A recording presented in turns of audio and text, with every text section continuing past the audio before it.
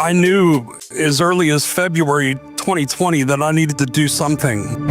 I recognized that there was a systematic problem and that this was not about hydroxychloroquine, it was something larger. Fear shut the world down, and people made a lot of money at it as they were killing us. I was asked to speak at a freedom rally that was set up to discredit my reputation. Whoever orchestrated this must not have the safety of this nation in mind. Medicine and politics should be separated. These doctors were handcuffed. The American public has awakened. We have a new civil rights movement to restore our rights, and we're going to hold them accountable.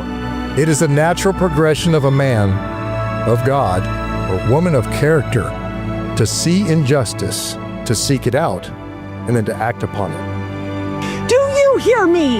We will never lock down again. This is the hill we die on. Don't miss New American Heroes with attorney Warner Mendenhall and John Davidson, Mondays on BrokenTruth.tv.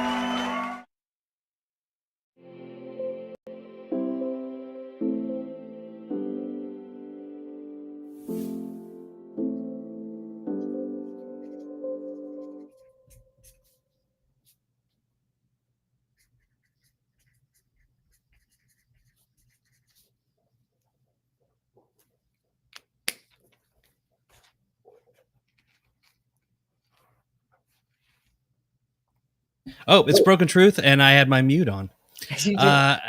Today, I am joined by Jennifer Kennedy, Esquire, who is standing in for the lovely and talented Warner Mendenhall, who is unfortunately in court fighting for your rights today. But luckily for us, we have Jennifer, who is also equally lovely and talented. Or is it talented and lovely? Which should I do? Thank you, sir. I will take it either way. I appreciate it. And, I would say, fortunately, Warner Mendenhall is in court today because he is absolutely working on all our behalf. Right. Happy to be here in his stead today. So today we have a really excellent show. It's going to be with Rick Jaffe, Esquire, who has a lawsuit against the CDC for its, vaccine schedule that was apparently completely illegal for the last, 30, 40 years. Let's go ahead and get Rick in here. Rick, how are you, sir? Good. Thank you very much for having me. Thanks for being here. Rick, can you kind of give us a top level view of your case? I know it's been covered in a lot of places, but my audience is maybe a little different for the common folk. Well, I think the most important point is the combination vaccine schedule, which is recommended by the CDC. And most people they might not even believe me. My family didn't believe me when I told them this. The entire schedule has never been tested together to see whether it's safe and whether it does more good than harm as a schedule. So in most states, you have 20, 30, 40 shots, 30, 40, 50, 60 antigens over a period of 18 years, starting in day one. And while they do safety testing for each vaccine individually, up to 5 days, up to 7 days, up to a week, the schedule itself has never been tested. So that's fact number one. Fact number two is that the federal government has an outside scientific advisor. It used to be called the Institute of Medicine. Now it's called the National Institute of Medicine or something like that. Oh, yeah. It's the other way around. National Academy of Medicine. And now it's the Institute of Medicine. Yep. Right. So they, since 2002 and then in 12, have literally pointed out that there never been these studies, observational studies, or any studies testing the whole schedule. And they recommended that it be tested. And that's the government's own advisors. So when you take these two facts together, right, which most people don't know, it seems to me the obvious conclusion is that, and since the vaccine schedule of the CDC is largely used by all the states for their state mandates, and their contraindications and precautions list are used as for deciding medical exemptions, which are very, very limited. The conclusion to me is that they haven't done their job. They need to test the entire schedule for safety. And since they haven't done it, then what results from that? Well, what results from that is the CDC has two categories of, call them recommendations. Category A is essentially a recommendation, full-on recommendation, and pretty much all the vaccines for kids or all vaccines are category A, full recommendation. They have another category, category B, which is shared decision making, which is essentially informed consent. You talk to your doctor, and the family and the doctor decides. That's essentially what happens in many European countries, England, Japan. They don't have compelled vaccination. They have informed consent, in effect, shared decision making. So the basis of this lawsuit are these facts and saying that until such time as the entire schedule is tested, like the Institute of Medicine says it should be, the court or HHS on its own should order that all childhood vaccines be switched to shared decision making. And if they think the schedule is safe, fine, let them prove it. And that, in a nutshell, is what we're asking to do.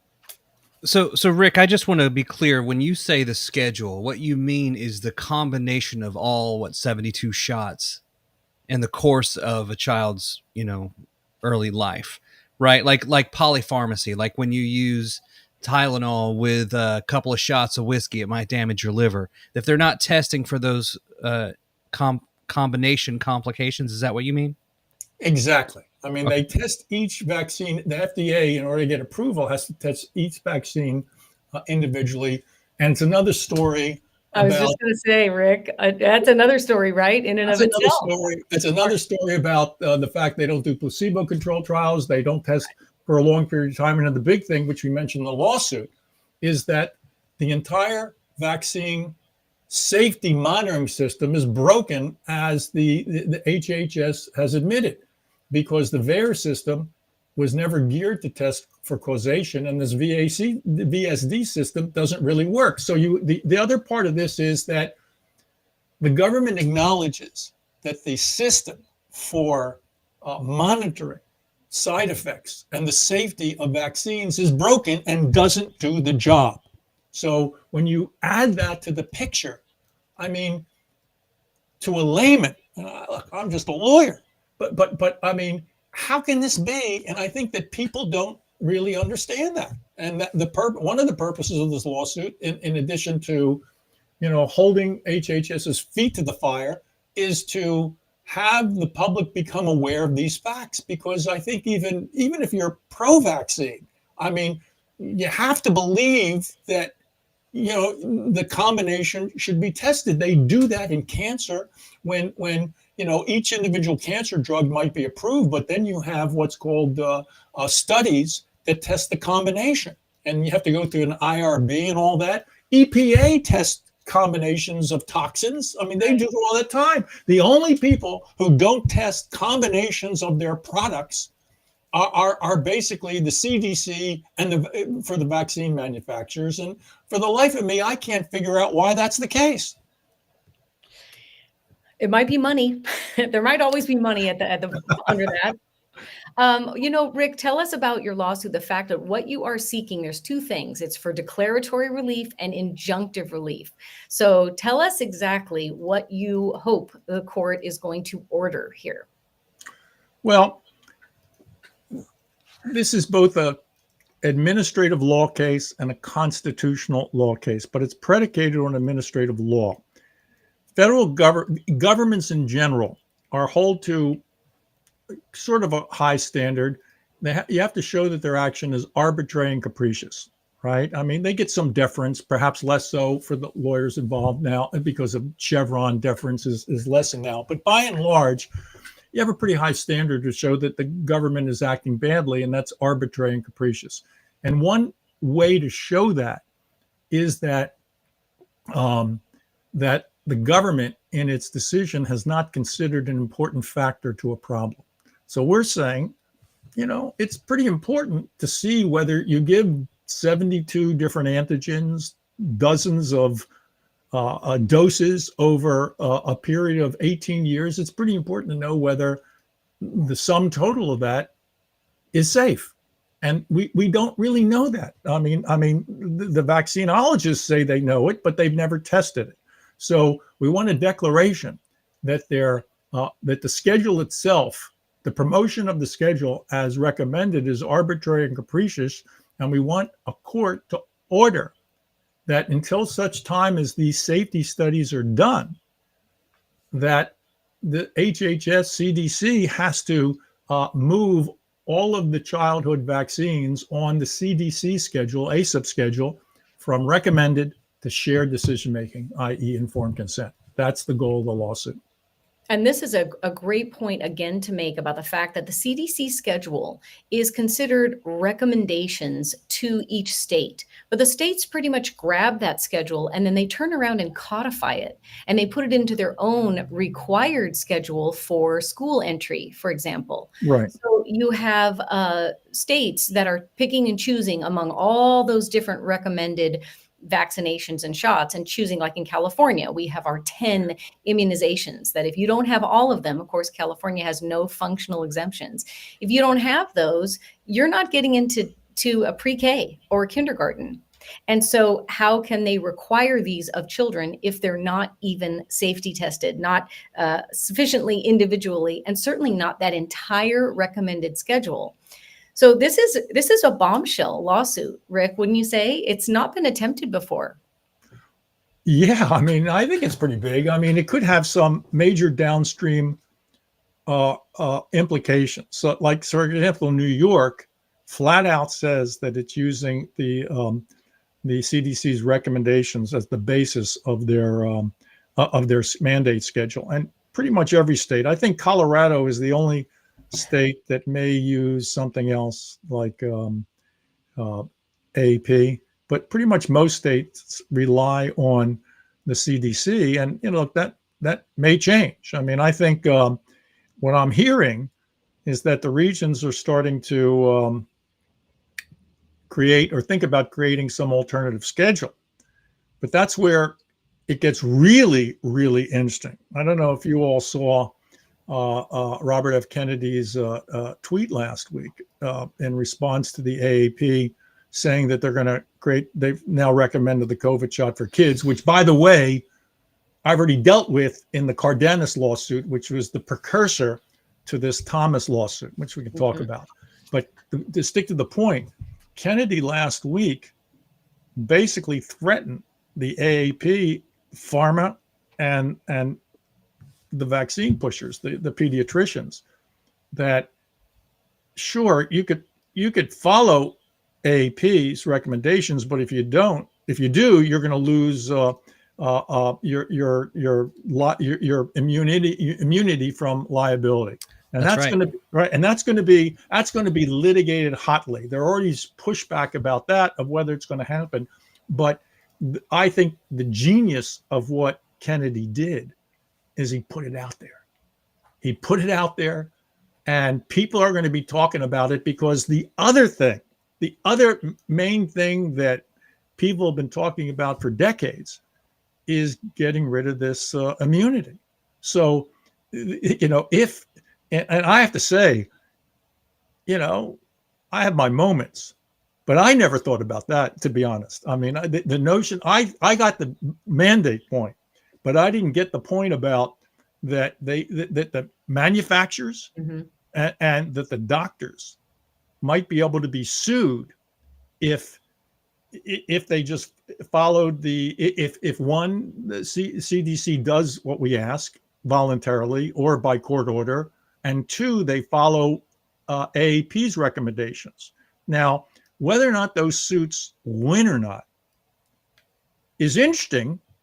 But as a litigator, Jennifer, you can tell me, if there's me, you, and 100 or 200 of our best friends, right, suing the what out of pediatricians, pharma on all these things. Well, I mean, they might not like that, and they might think more carefully about the conditions under which they're not going to recommend, an infant get 4 shots or 3 shots every 2 months.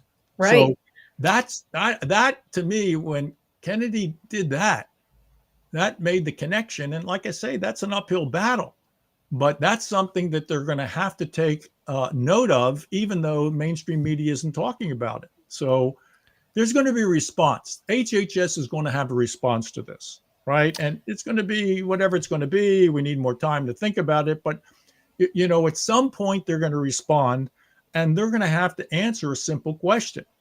Have you studied it or haven't you? Right. I mean, we know they haven't. And I think that's the reason the media is not covering this case, because then they'd have to cover the fact that the schedule has never been tested together.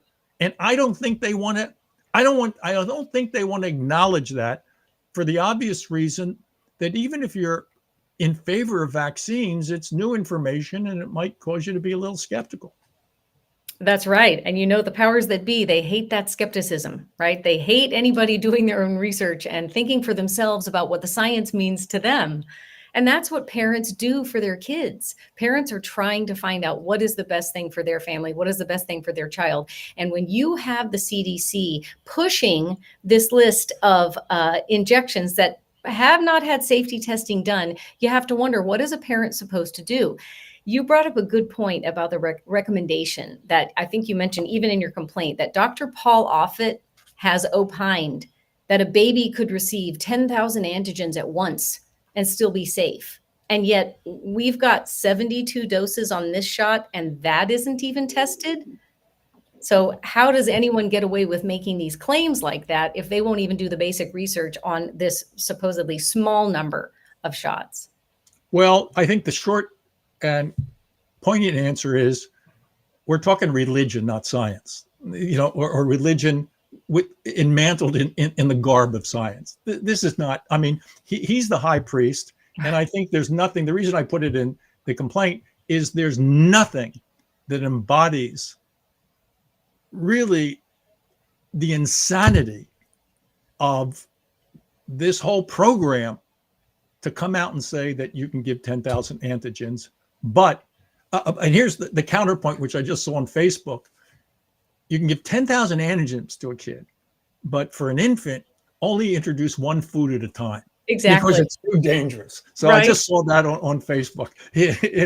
So it's just because you know what? Solid food is just too dangerous for an infant, but load them up with vaccines. Right. And by the way, hey, hold off on that peanut butter until baby's about a year old. But hey, let's inject whole peanut proteins into the baby, right? In the vaccines, because those are elements of vaccines. And a lot of people don't know that. And it certainly isn't listed on those inserts if they're even given to the patient, the parent, to read before injection. Hey, another thing I just found out, some of this stuff I know, but I'm a healthcare lawyer, so Sire J, is that his name? This guy, Sire J, who's, okay. He just laid on me this concept of, I didn't know the CDC has a foundation. Maybe you know more about that than me. So, and it's supported by like pharma and the vaccine makers or something. I mean, that's news to me. Didn't make it in the complaint, might make it in the amended complaint, but that to me is appalling. Yeah, when in the history of the world was it ever a good idea to have nonprofit entities organized by government agencies? Right. And that happens. It's curious. I mean, because one of the things we did in investigating CDC Foundation was, I believe they were one of the donors to a group called Public Good Projects, which managed a Facebook group called Shots Heard Around the World, which was one of the vehicles used to stage mass reporting of medical licenses for any doctors that spoke out about vaccines, any doctors that spoke out about, early treatment options. This was how the attacks were coordinated against Dr. Mary Bowden in Houston.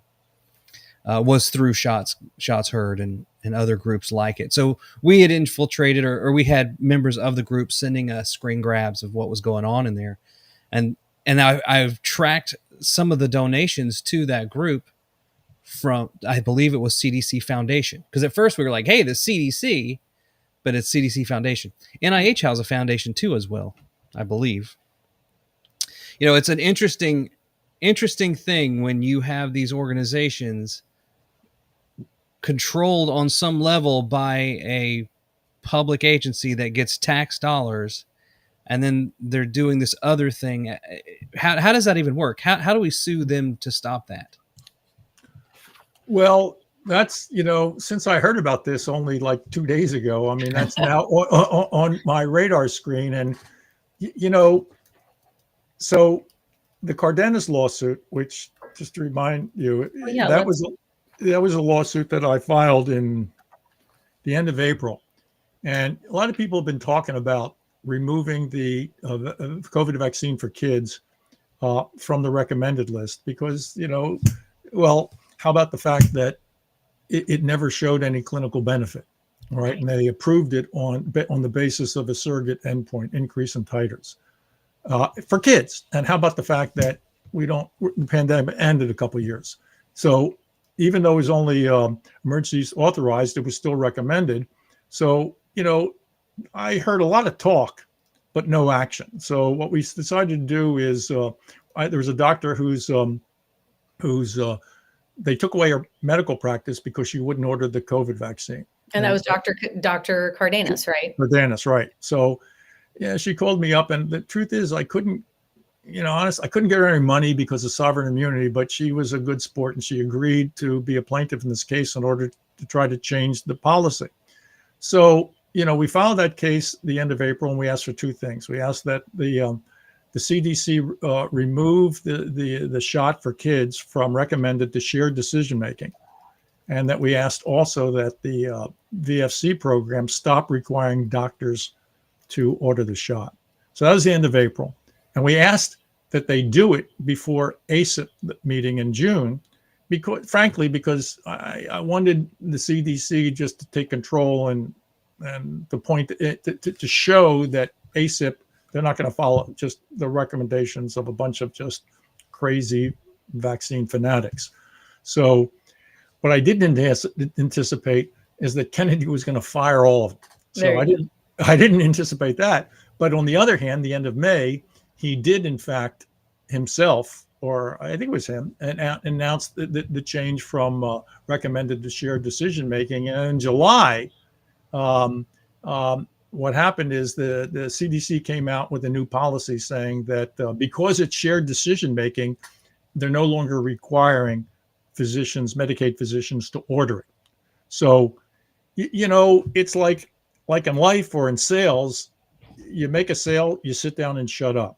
So I got basically the two things I want. And let me be clear, I don't claim that RFK Jr. did this because of my lawsuit. I don't even claim that he knew anything about the lawsuit. But the bottom line is, whatever the reason, the result got achieved, and that's so I dismissed the case with prejudice, and that working on that case led me to what was sort of an obvious conclusion. Once I realized about the IOM, what they did, well, why not the whole schedule? And that is basically how I came up with the idea of this Thomas lawsuit. And, the one thing that I think may happen, I've done some of these kinds of cases before, maybe people will start coming out of the woodwork. It's already started to happen a little bit with Paul Thomas. So tell us about Dr. Thomas, as a matter of fact. Tell us about your two plaintiffs in this action. And before you go into that, I just want to point out that the CDC Foundation, I downloaded this grid over the weekend. It's from the Bill and Melinda Gates Foundation. They show all their grants. You can download this document. The CDC Foundation has received $208 million from the Gates Foundation. Oh, and then really? They use some of that money to then suppress anyone that discredits these untested vaccines. And let me ask you, what is the, let's do some real-time thinking and analysis here. And what's the connection? What is the technical connection between the CDC Foundation and the CDC?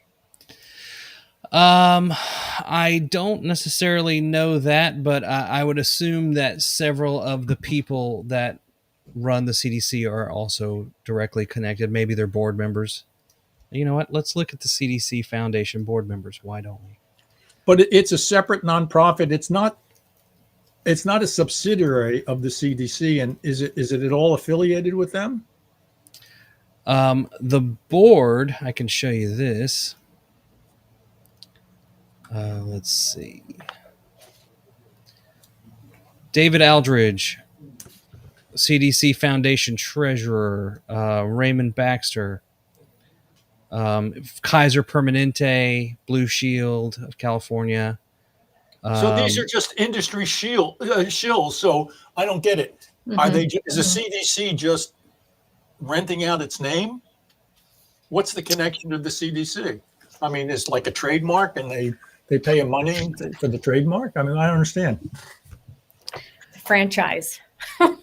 Franchise. That's good. I like that. Yeah, you know what? Let's ask Rock. How about that? Yeah. Sure. You know, if there's $208 million going in from the Gates Foundation, that's not cheap. Yeah, but I mean, how are they using the name CDC? I mean, isn't that like, trademark protected? I mean, I don't get it. So this is in real time. I mean, the answer is, you know what they sound like to me? A defendant. And I just told you they have a thick wallet. Right. No, deep pockets right there. Well, there's nothing to make a grown lawyer smile as much as those words, deep pockets. It's the only entity authorized by Congress to raise private funds for the CDC's mission. The only entity authorized by Congress to raise funds for the CDC's mission. Why? Since 95, it's made over $2 billion. Well, raising funds. It's a good it's a good racket if you can do it. Right. It works closely with the CDC, but it's not part of the federal government or the CDC itself. Okay. All right. So where it gets interesting is that that's a very blurry line, I think. Let's get back to the lawsuit. I want to talk more about the specifics of the lawsuit because these are not blurry lines over here. I want to hear about Paul Thomas and Kenneth Stoller, your two individual plaintiffs. And then also you have an organizational plaintiff here, Stand for Health Freedom. So tell us a little bit about, number one, how we can support this litigation and support Stand for Health Freedom. And also, why are Dr. Thomas and Dr. Stoller your two plaintiffs? Well, you can support the case. This case is, for better or worse, mostly for worse so far, community funded. So we have a link down below which you can donate for the case. It's an important case, and I felt like I was in a good position to do it because I've done a lot of vaccine medical exemption work, including for Ken Stoller. Thomas, to me, was the obvious lead plaintiff because he literally did the study which the IOM called to do. He did a study comparing an observational study of his practice of, I think, 3 or 10 or 15,000 patients, comparing fully vaccinated patients to semi-vaccinated to unvaccinated patients. And I think he had, with Jack Weiler, James Lyons Weiler, some pretty simple metrics like who comes to the office for sore throats or things like that, not wellness visits. And his results were pretty dramatic. And he concluded that the observational study showed that basically the more vaccinated you are, the sicker you are, the sicker the kids are. I mean, which is, unless your religion is vaccines, it's not crazy to think that a vaccine basically tries to trick the immune system into thinking that it's been that it's received this antigen, right? And it's not on the most broad level. It's not crazy to think that when you mess with the immune system, you're going to have a reaction and you're going to have immune problems, right? Immunological problems, which is what happened in kids. So just on this basic common sense conceptual level, you can kind of see how that happens. So he did the study that showed it, and just one study, and then perhaps by coincidence, 5 days after he did the study, the Oregon Medical Board suspended his license because they found he was a danger to the public. So, causal connection, maybe it was an accident, but 5 days after he published the study, and then of course the way it works and what I described in the complaint is that the attack dogs came after him, and then without even talking to the authors, the journal pulled the study 7 or 8 months later. So he eventually gave up his license, and had all these lawsuits and all this, which you can't fight City Hall. Not if they're going to do what they're going to do. And then he tried to sue them all personally, but you can't do collateral attack. And I've known the guy for a while, and for a while he wanted me to help him out. And I said, "There's nothing I can do for you now." So in my mind, I thought the guy was a hero, and I hoped that one of these days I was going to be able to do something for him. And because he's a hero. I mean, he did the study and paid the price for it. So that is why I put Paul Thomas as lead plaintiff in the case. And we've seen those videos that he's done. We've seen the fact that, Health Freedom and parents across the country have been asking for this for a long time. Show us what the difference is between an unvaccinated child and a semi and a fully vaxxed child, because we predict that we're going to see a lot more illness in that latter category. And that's what he showed. Right. And for that, the state of Oregon says, "Oh, nope, you're done." Right. And Stoller, Stoller had a similar issue where he was one of the only guys in California that tried to predict increased risk by genetic markers in admittedly a primitive way. But he'd look for, what are they called, alleles or something like that, deviations from genes, MTHR and all that, FLR, whatever it's called. He looked for that. And because you have to do something, because and SB 277, as you know, this was the other big part of it. Pan and others specifically said that you could use exemption. You can do exemptions beyond the ACIP guidelines. So he looked at it and said, "Okay, well, I have a methodology, and he required everyone to have this 23andMe test. And he looked at the alleles, and he had certain basic categories, and he came up with this."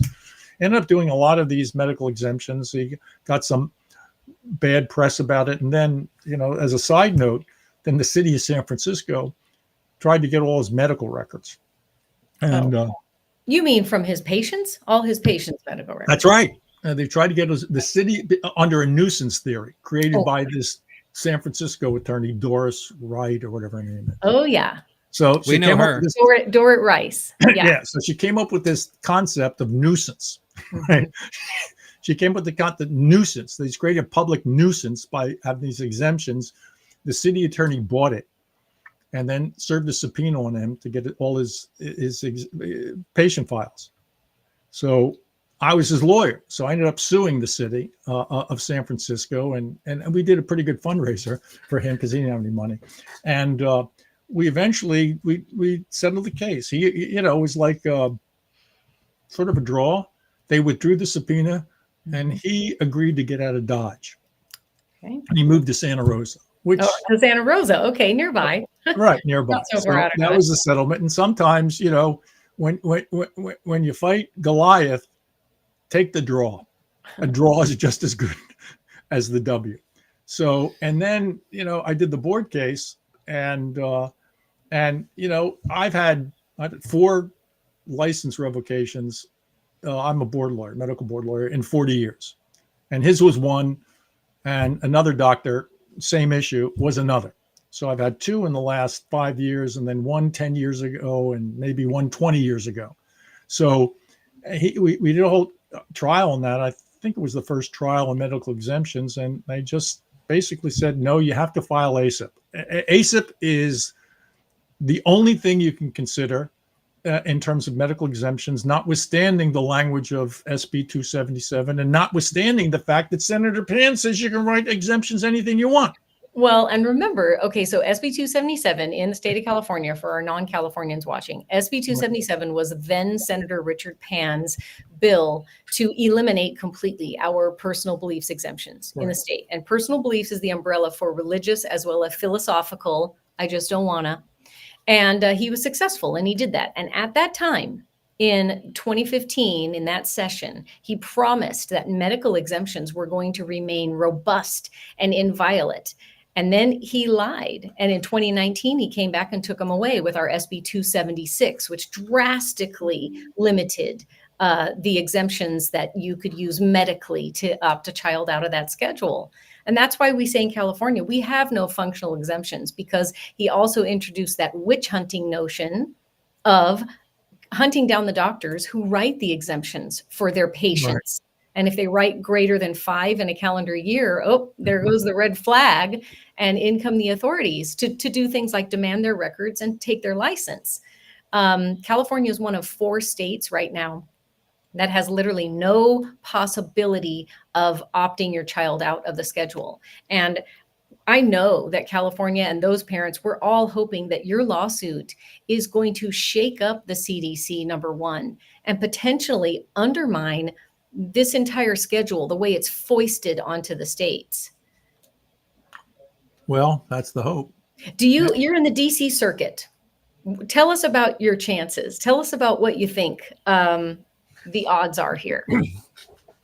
Well, the judge is a female Democrat appointed by Biden in 2020. Smart woman, Harvard Law School. You'll get a fair shake. That's good. Harvard Law School, Harvard Law Review, cum laude graduate.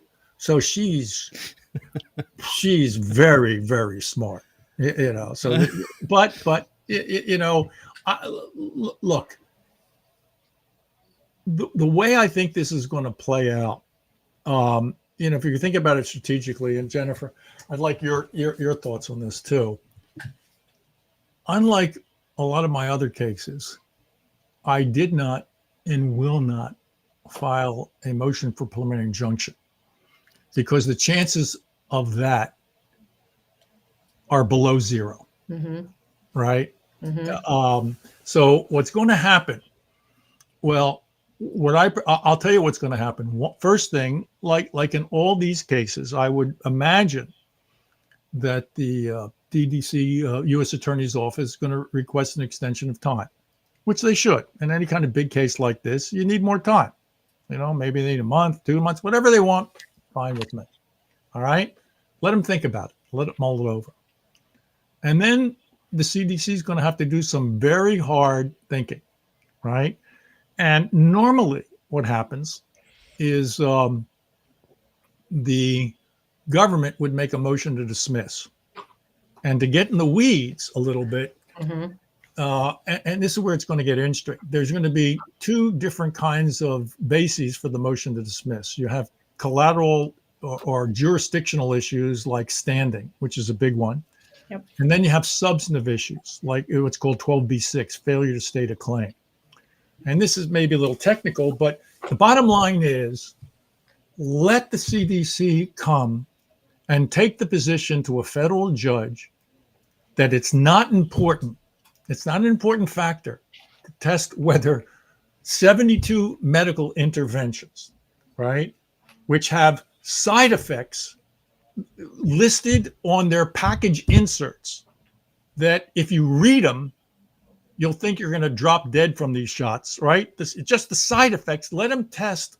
Let them say that it's not important that the schedule be tested together, or let us say it's unethical because we know it works. Let them put that position in writing, and then everyone in the country is going to know that they don't think it's important to test. Let them say that. So, so I have to speculate.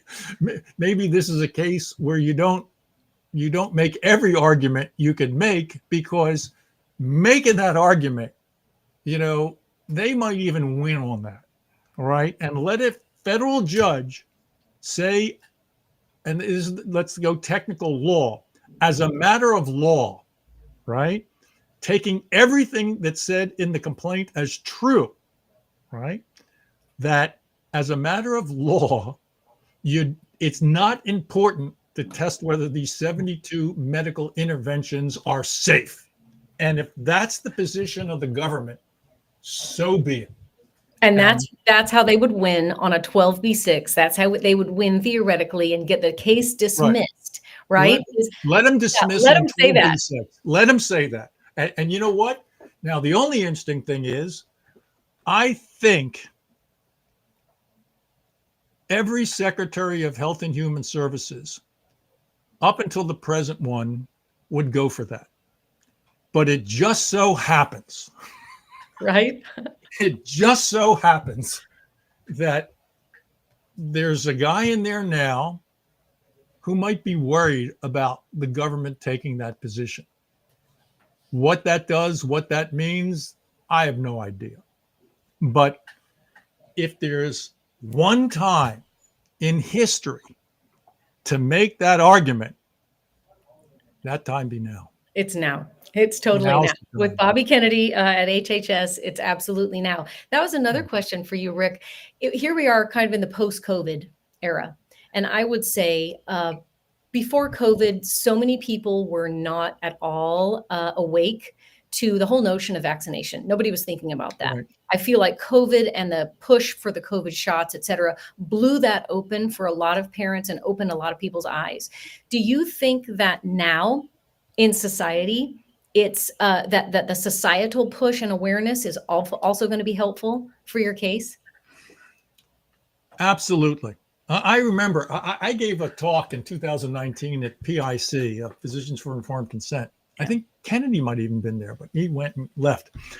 And what I told these people back then is, look, 2019, a year before COVID, says you're not going to win on Jacobson.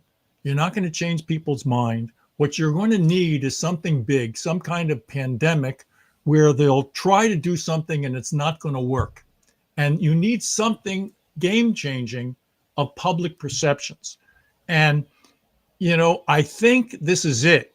And I think more specifically, I think what's going to happen, in my view, and again, I am just a lawyer, and people, I think agree with me.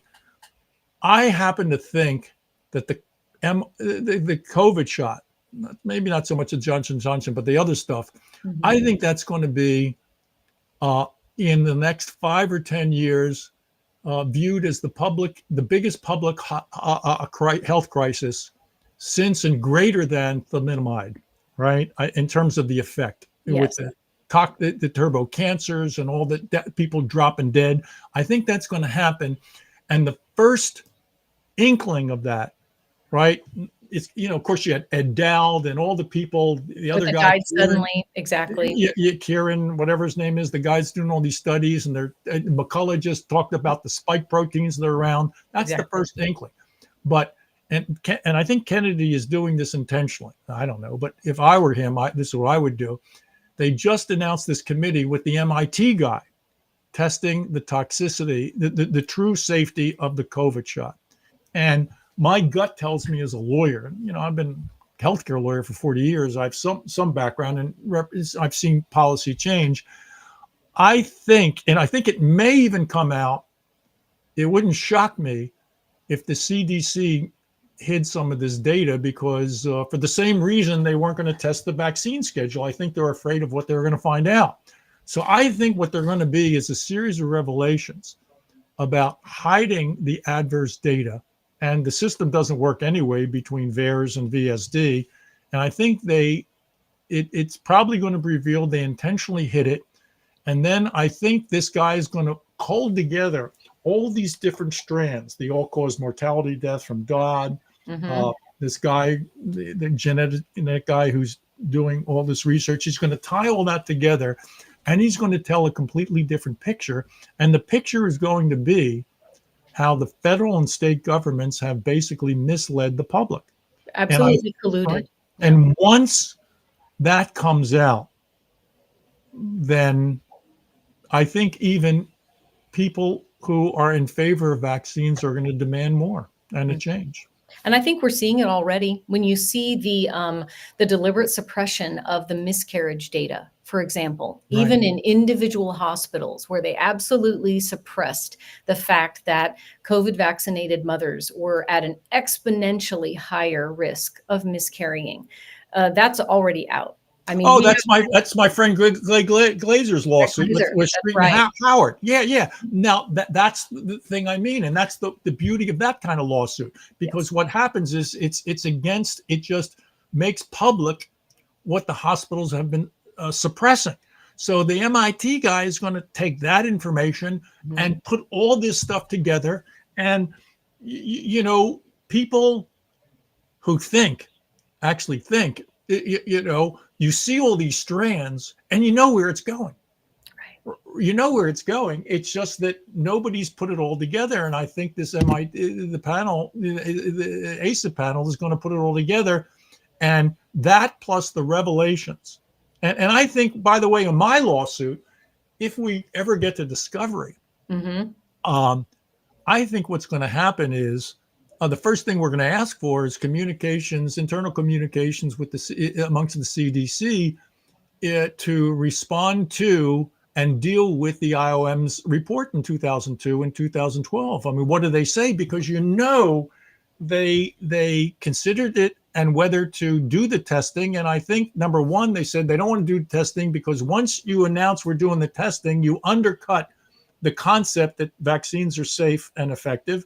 And two, I'll bet there are 2 or 3 people in that community that said, we've seen the SIDS data, we've seen, and the other frame is the Peter Abbey work in Africa, which showed, that the vaccine DPT might work, whatever the vaccine he tested, but it all caused mortality increased. So, people, they're not all, some people inside had to realize that if they do the studies, it might not show what they want it to show. And man, that would be the smoking gun. So my cases, I always look for the smoking gun. So if there's anybody out there that was part of that discussion back in 2002 or 2012, when the IOM was calling for these studies, this is over 20 years ago that they were saying, we really need to do these safety studies. And then there were crickets. And in government, there's a process. They don't let this stuff lie.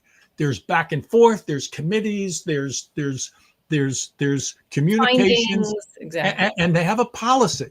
So that is the number one thing I would try to get in discovery, because just with common sense, there are people that understood the problem that not testing was going to do. And that is literally the first thing I'm going to ask for if we get to go discovery. And you have a couple of hurdles just for the lay people. Right. You just filed this on August 15th. And as you said, you're not going to go for the preliminary injunction because that is a really hard standard to meet. And so now they're going to ask for an extension of time to do whatever it is they're going to do, come in and attack your complaint. So we're still looking at 30, 60 days out, even before maybe the government responds in any way. Right. And like I say, I mean, they can do some interim things. I mean, wouldn't it be interesting if, for example, ACIP had a special meeting, not on the case, but on the issue, right?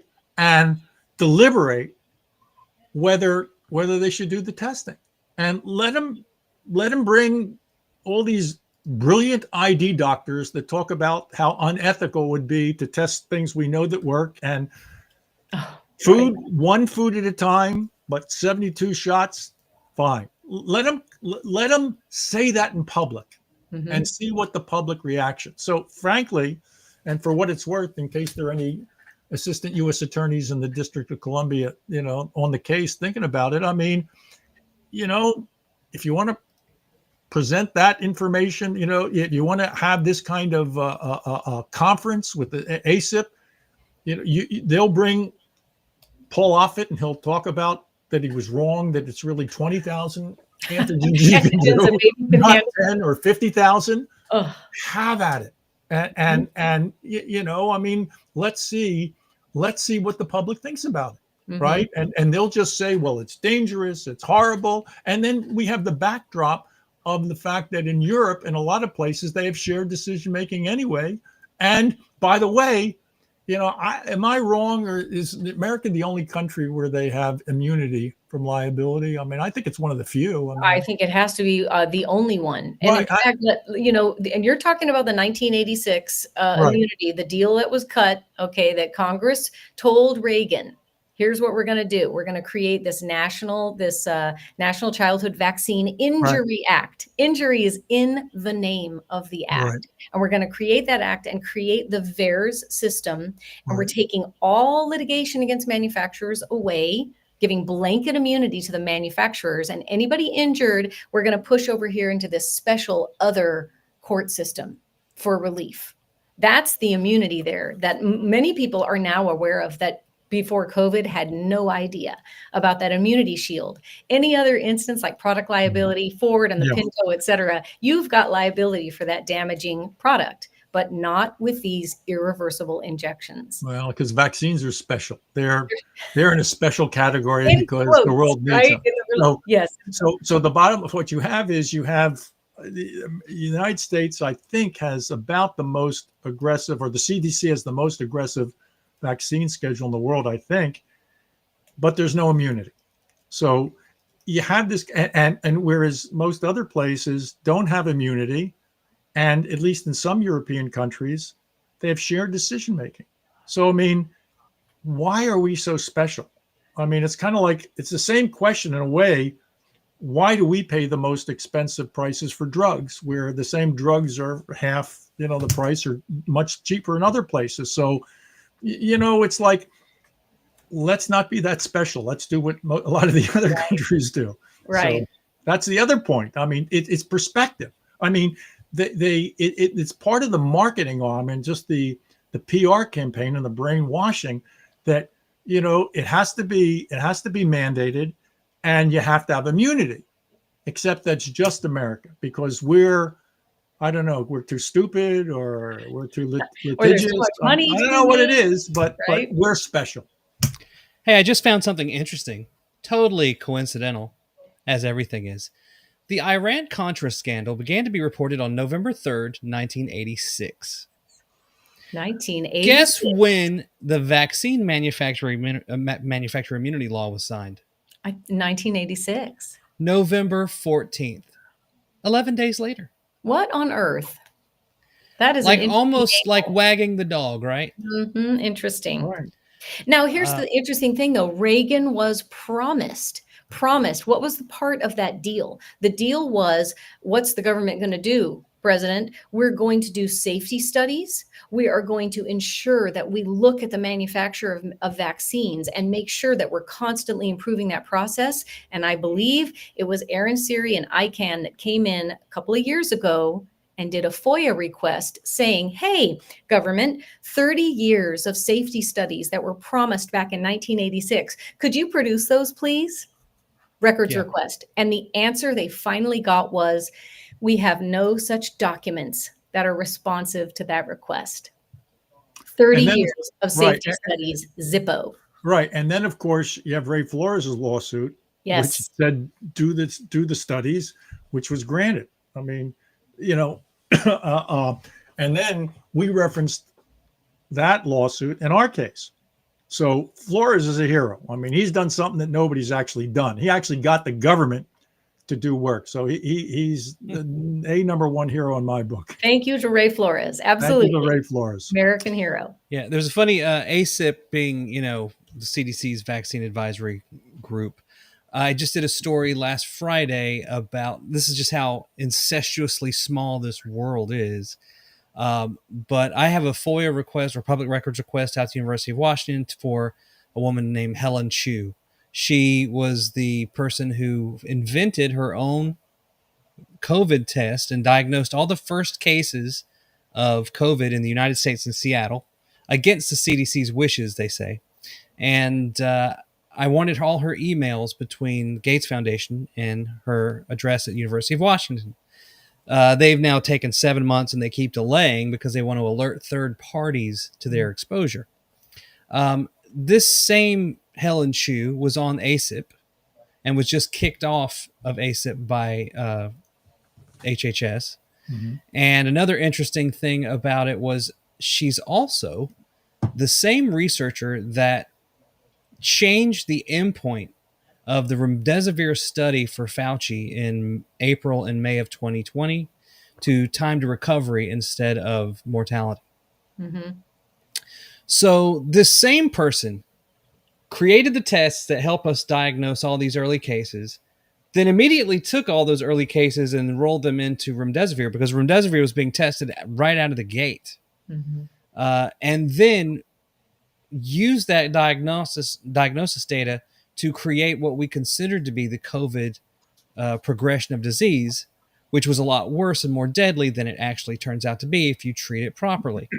And now she's also advising on vaccines. But when she gets kicked out of the CDC ASIP group, what does she say? Scientific expertise is no longer of use. So fun stuff. You know, and speaking of that, scientific expertise is no longer of use. That makes me think about the Ninth Circuit's recent ruling about Jacobson. Rick, I'm sure you heard this one, where on an en banc panel, they basically came in and said that it was okay for LA Unified School District to mandate the product, the shots that didn't prevent infection or transmission, that it was okay to mandate under Jacobson, whether it worked or not.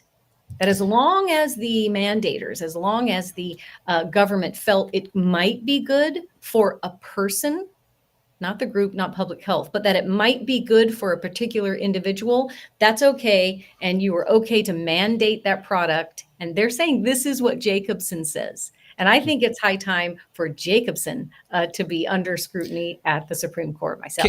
Can you give a quick explanation of Jacobson for the plebeians? Well, so Rick, you want to do Jacobson? No, you're doing it. I mean, okay. you go for it. Okay. Jacobson v. Massachusetts, 1905. Dr. Jacobson objects to the smallpox vaccine and doesn't want it. At that time, the penalty for not taking that vaccine, which was, again, designed to stop the spread of smallpox, was a fine, about $5, about $150 in today's dollars. And that was the penalty. Jacobson didn't say, we get to take your livelihood. And by the way, your medical license, doctor, we get to stop you from practicing, medicine. The police power of the state was confirmed under Jacobson for public health measures with specific regard to that smallpox vaccine. And so that is over 100, and you do the math, there are two attorneys, who can do math, and I'm not one of them. This is hundreds of years precedent that says that the state can come in for the public good and require vaccination. The problem is today, in fact, I was starting to think, what other things did they think in 1905 were a good idea that we need to talk about now? The problem today is that Jacobson is being used over and over and over to say, number one, you can always mandate a vaccine when in fact these mRNA injections were not in any way a vaccine. Number two, Ninth Circuit en banc panel just said, well, it doesn't matter if, like in Jacobson, it doesn't matter if it stopped the spread of anything. It only matters what the mandators thought it might do, and that they thought it might be good for you people. This is an extremely dangerous application of Jacobson. Number one, it's an extremely dangerous ruling. This is Leslie Manukian's Health Freedom Defense Fund case, and we had gotten a great reversal with a 3-judge panel of the Ninth Circuit saying, nope, LA Unified has a much higher standard to meet about why they mandated it for those employees. And the en banc panel just overturned that, basically saying, no, whatever they think is in the public good, that's going to fly under Jacobson. And this is actually ripe for Supreme Court review right now. So I would like to see Jacobson revisited, because it's high time that a 1905 standard about medical knowledge back then is stops being applied in 2025. Yeah, hopefully. I know Gorsuch wrote something, as you know, about that in one opinion, where he suggested that Jacobson was kind of limited, and that it's been, it's been expanded beyond its means. So, I mean, he did say that, but the question is, the problem with the Supreme Court on all of this stuff is they're missing a vote. I mean, in a lot of these cases, all the religious exemption cases, you got 3 votes for cert, in the First and the Second Circuit, but they don't have a 4th vote. And that's and I have to. My gut tells me they're really going to be missing that 4th vote on Jacobson. Until, the way I look at it is, and I've tried to get around Jacobson in my UC case when we went after the UC for the flu vaccine in 2020, and RFK Jr. was co-counsel with me on that case. He brought the case to me.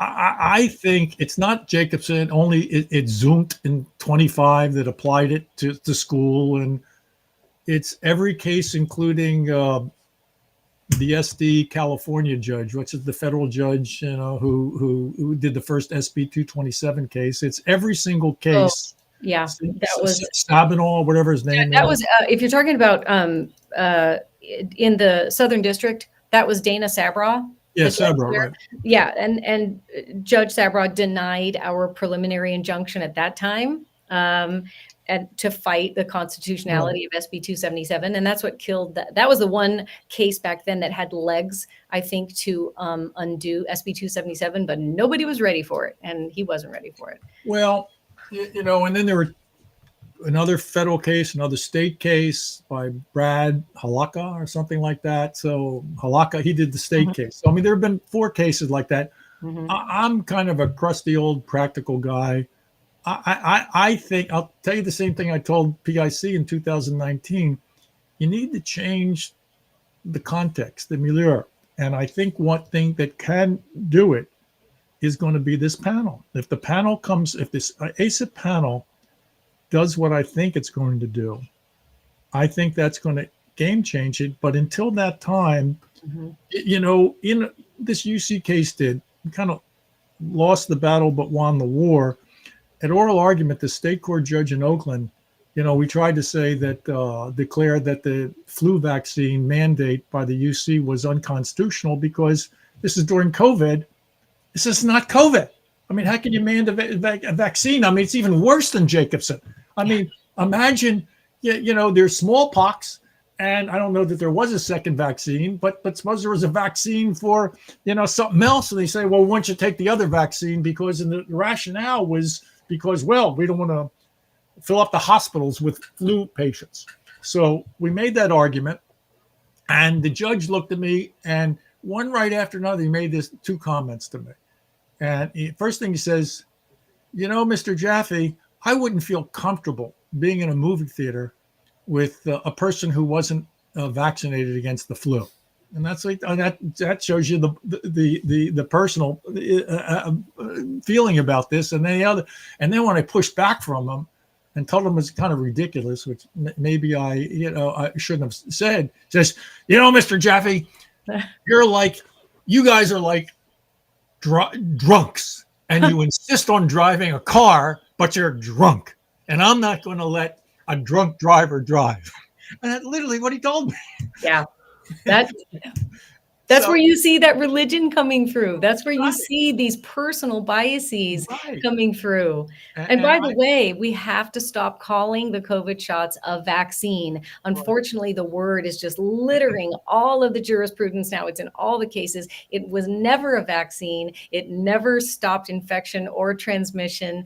And it literally is an investigational drug with emergency use authority and no legal indication whatsoever to treat or prevent a disease at all. So unfortunately, that word vaccine, they did it on purpose. Right. They put it in the title with a capital V so that those products could be called a vaccine, capital V, but that isn't what they are. And yet the word is blinding the judges. I see it in case after case. Well, and it's also, I think it's a residual of the fear. I mean, I remember, I mean, I'm sure everyone remembers, I mean, we were wiping down grocery products. Pizza boxes. Raisin Bran boxes. We were wiping down, boxes for months in gloves. And then where did that go, right? Where did that go? That suddenly just faded away, just like the George, 6-foot distance just sort of appeared, said Fauci. That was all George Floyd. That was all the protests.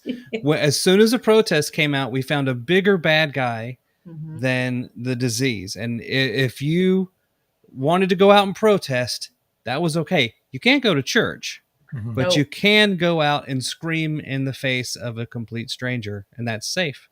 And that was frankly that complete role reversal there of medical professionals is what woke me up. I was like, wait a minute, these people are idiots. A lot of awakening moments for sure. That's a silver lining of the COVID era and the George Floyd era.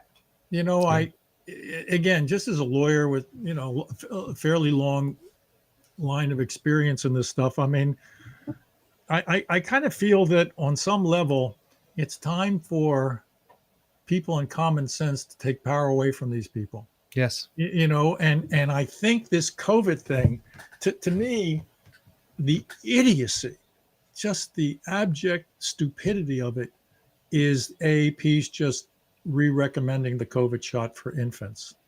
Like in this day and age, I think if you talk to any normal person, right? I mean, even people that might want to take the shot and every booster themselves, some of these normal people might say, really? A child? And they don't even necessarily know that it's never been proven to have a clinical benefit. So I'm wondering if this isn't the start, because it's created such an irrational backlash, in the AAP, from the AAP, whether this isn't a part of the picture too. I mean, I think we ought to broadcast that. I mean, it's just crazy.